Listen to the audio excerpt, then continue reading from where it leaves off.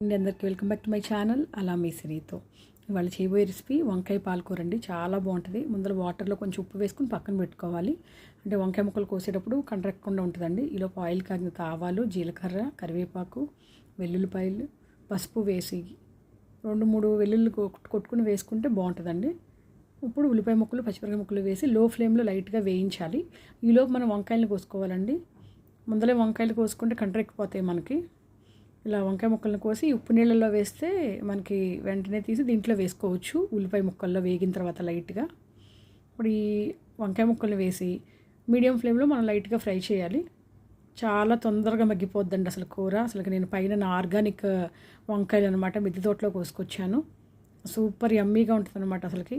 ఇప్పుడు 1/2 స్పూన్ ఉప్పు వేసుకుని, స్టార్టింగే ఉప్పు వేయకూడదండి, మరీ కుడుకుడు అయిపోద్ది అనమాట. కొంచెం వేగిన తర్వాత వేసాను.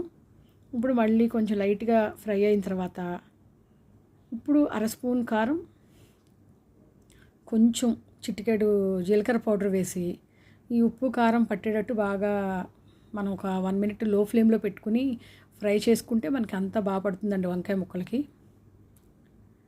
చాలా బాగుంటుందండి. అప్పుడు అయిపోయింది కూర. చూసారా, అసలు 5 మినిట్స్లోనే కూర అసలు రెడీ అయిపోయింది. ఇప్పుడు మనం 1/2 టీ గ్లాసు పాలు పోసుకోవాలి. అసలు ఒక 1 మినిట్ కనుక కుక్ చేస్తే పాలు పోసిన తర్వాత అసలు సూపర్ యమ్మీగా ఉంటుందండి కూర. అసలుకి అన్నంలోకి కానీ చపాతీలోకి కానీ ఉట్టిగా తిన్నా బాగుంటుంది అసలుకి. ప్లేట్లో పెట్టుకుని చూసారా, అప్పుడు స్టవ్ ఆఫ్ చేసుకోవాలి. కూర రెడీ అయిపోయింది. ఒకసారి ట్రై చేయండి అండి. ఏ పాలకూర అయినా యమ్మీ అనమాట. ఈ రెసిపీ కనుక నచ్చితే లైక్, సబ్స్క్రైబ్ మై ఛానల్.